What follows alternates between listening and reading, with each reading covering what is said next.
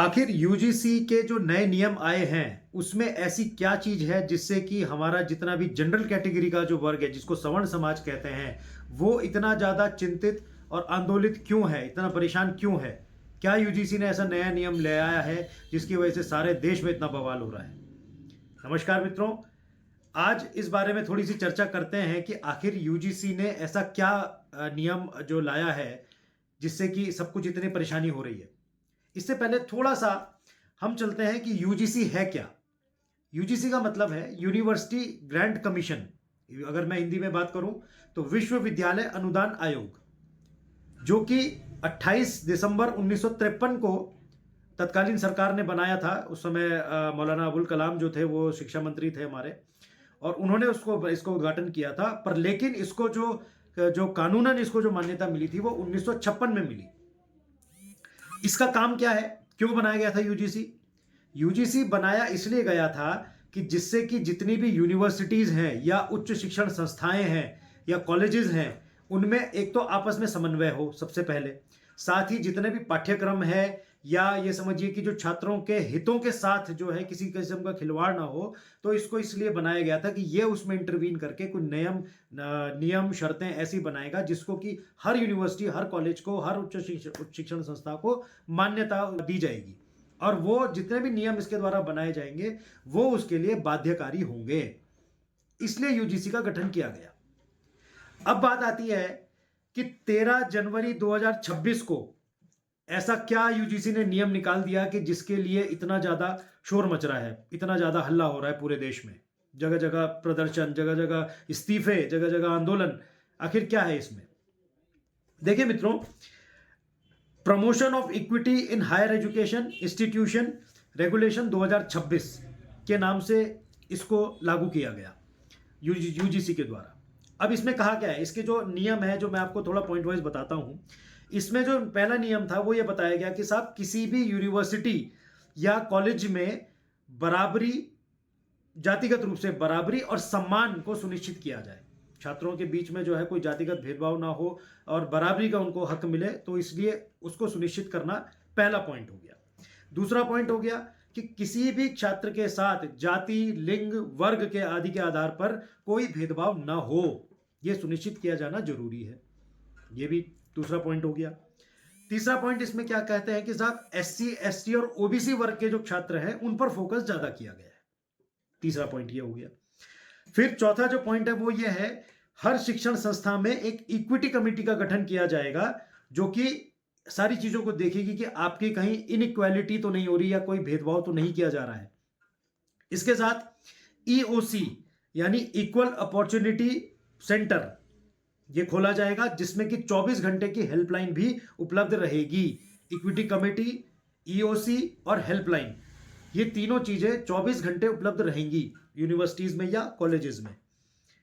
और ये जो क्या करें, इनका रोल क्या होगा कि अगर कहीं पे कोई शिकायत आती है तो ये उसकी स्वतंत्र जांच करेंगे, निष्पक्ष जांच करेंगे, और आगे उसमें जो क्या कानूनी कार्रवाई होनी है उसमें अपनी सिफारिश दे सकते हैं।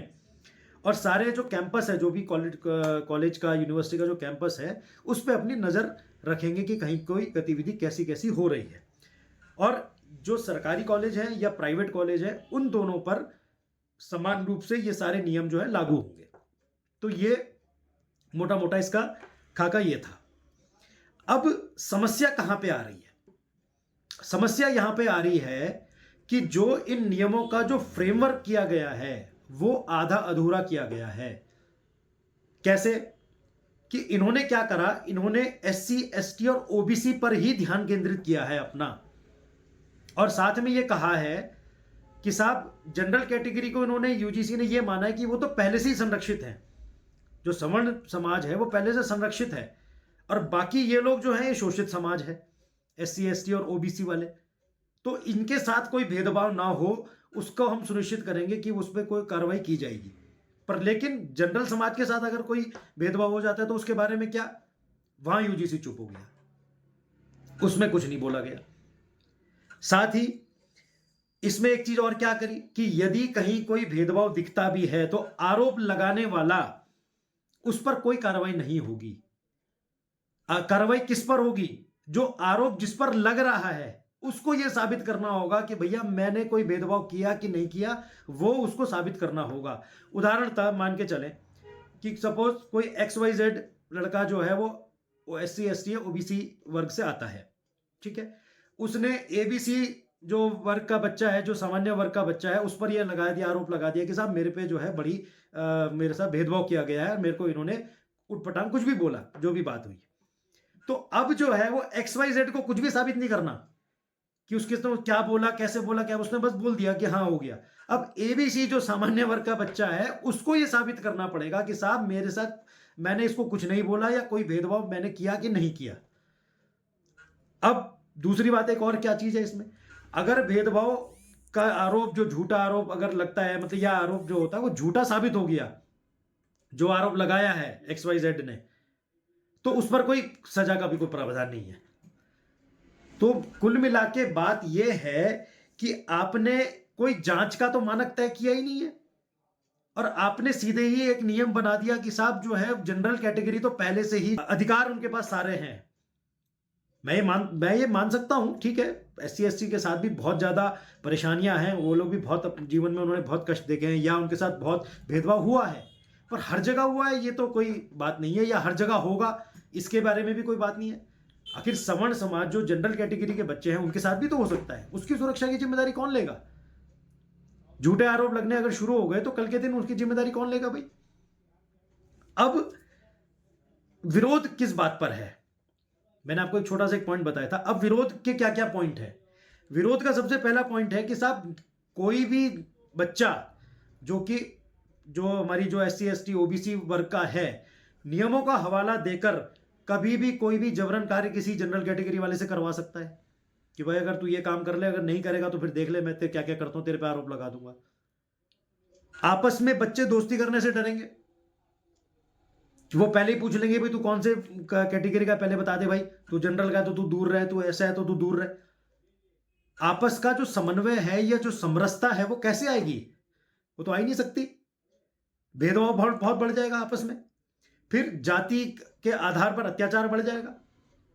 एक जाति को श्रेष्ठ बना दिया, एक को आपने निम्न बना दिया, तो ये तो बड़ा गलत हो जाएगा, तो बहुत खराब हो जाएगी बात। विरोध इन बातों के हैं। दूसरा, जो यूनिवर्सिटी के कैंपसेस हैं, यूनिवर्सिटी के या कॉलेजेस के या उच्च शिक्षण संस्थाओं के जो कैंपस हैं, वो राजनीति का अड्डा बन जाएंगे टोटल जातिगत आधार पर, वहां सिर्फ और सिर्फ राजनीति चलती रहेगी। तो कुल मिला के विरोध इस बात का हो रहा है कि आपने जो नियम बनाए हैं उनमें सिर्फ एक फ्रेमवर्क की कमी है। नियम तो ठीक बने, मतलब मंशा खराब नहीं थी यूजीसी की मंशा जरूर ठीक थी कि भाई जाति के आधार पे कोई किसी किस्म का भेदभाव नहीं होना चाहिए, पर लेकिन चूक कहां गए? उन्होंने लिंग तो बता दिया कि साहब वो पुरुष हो, महिला हो या ट्रांसजेंडर हो, लिंग तो उन्होंने स्पेसिफाई कर दिए कि इनके साथ अगर कोई जाति का कोई भेदभाव होता है तो वो ऑफेंस माना जाएगा। पर लेकिन जाति के आधार पर उन्होंने जनरल कैटेगरी को कहीं लिया नहीं है। यह एक सबसे बड़ा डिबेटेबल पॉइंट है, जिसके कारण जो सवर्ण समाज है या जनरल कैटेगरी के जो लोग हैं या बच्चे हैं वो इतने ज्यादा आंदोलित हैं। उनका यह कहना है कि आप अपने फ्रेमवर्क को चेंज कीजिए, आप अपने रूल्स को देखिए, आप कर क्या रहे हैं, आखिर आपने क्या बोला है ये, हम कहां जाएंगे? कल के दिन हम पे कोई आरोप लग गया तो हम तो कोर्ट कचहरी का चक्कर लगाते रह जाएंगे। हमको ही साबित करना पड़ेगा कि साहब मैंने कुछ नहीं किया। आपने पहले SC ST एक्ट जो है वो ऑलरेडी लागू है, आपने देखा होगा एट्रोसिटीज के केसेस कितना दुरुपयोग हुआ है उसका, बहुत जगह सही भी है पर बहुत जगह दुरुपयोग भी हुआ है। तो ये क्या, इसकी कौन गारंटी लेगा कि इस जो कानून जो ये बना रहे हैं, जो नियम ये नया लाए हैं, इसका जो है दुरुपयोग नहीं होगा? इसका भी तो दुरुपयोग हो सकता है, उसी रूप में और बहुत ज्यादा घातक भी हो सकता है। तो ये एक सबसे बड़ा विरोध का पॉइंट है। अब दूसरी बात ये आती है कि साहब यूजीसी ने ये कैसे मान लिया कि जी जो जनरल कैटेगरी का जो वर्ग है, जो समाज है, सवर्ण समाज है, वो पहले से ही अधिकार प्राप्त है और बाकी लोग जो हैं वो अधिकार से विहीन है, तो उनको जो है हमने अधिकार अब दे दिए हैं और बाकी उनको छोड़ दिया। ऐसा कैसे भाई? मित्रों, एक चीज ध्यान आपको आ रही होगी, कांग्रेस के समय में एक कम्युनल वायलेंस बिल आया था 2011 में, उसके लाने की तैयारी की जा रही थी, बहुत बुरी तरीके से उस पर लग गया था कि कम्युनल वायलेंस बिल जो 2011 को लागू किया जाए। और मेरे ख्याल से अगर वो बिल लागू हो जाता तो मेरे ख्याल से सबसे ज्यादा काला कानून वही होता। उस समय बीजेपी ने और खासकर अरुण जेटली जी ने इसका बहुत ज्यादा विरोध किया था। तो बेसिकली उसमें था क्या? उसमें यह था कि कम्युनल हिंसा का जो शिकार है वो धार्मिक या भाषाई जो अल्पसंख्यक हैं केवल वही होंगे, बाकी कोई नहीं होगा। मतलब उनका कहना यह था कि साहब जो बहुसंख्यक हैं वो तो ऑलरेडी संरक्षित हैं हर चीज से, उनको तो कोई कुछ नहीं कह सकता। जो भी शोषण होगा, जो भी कुछ परेशानी आएगी या हिंसा अगर होती है तो उसमें परेशान कौन होगा? अल्पसंख्यक। तो उन्होंने सारे अधिकार अल्पसंख्यकों को दे दिए थे, ये मानते हुए कि जी बहुसंख्यक तो ऑलरेडी बहुत खुश हैं या वो सब कुछ कर सकते हैं, वही शोषण कर रहे होंगे। तो भाई ये किस तरीके की बात है? अगर अल्पसंख्यक जो है वो बहुसंख्यक के ऊपर अगर कोई हमला कर देता है या कम्युनल वायलेंस कर देता है तो उसका क्या होगा? उसके ऊपर कोई सुनवाई नहीं होगी। तो ये बिल्कुल वैसा ही एक नियम इस समय जो यूजीसी के दौरान लाया गया है। हालांकि जो आज की जो मुझे जो लेटेस्ट अपडेट वही यही है कि सुप्रीम कोर्ट ने फिलहाल इसको जो है रोक दिया है, इस पे स्टे दे दिया है और ये कहा है कि 2012 का जो नियम जो यूजीसी का है वही लागू रहेगा और इसके फ्रेमवर्क पे वो दोबारा से अध्ययन करें, दोबारा से काम करें और इसको दोबारा से अमेंड करके ठीक से प्रस्तुत करें। तो ये बहुत अच्छा कदम है और निश्चित रूप से जो सामान्य वर्ग के बच्चे हैं या कुछ हैं वो पहले ही बहुत ज्यादा परेशान हैं कई चीजों से, चाहे वो आरक्षण से कह लें हम, चाहे वो किसी और चीज़ों कट ऑफ मेरिट लिस्ट से कह लें। बहुत चीज़ें ऐसी हैं कि जिनके कारण पहले ही जो है वो जनरल कैटेगरी के बच्चे बहुत परेशान हैं। अब ऊपर से अगर आप ये भी ऊपर थोप देंगे तो बेचारे वो जाएंगे कहाँ?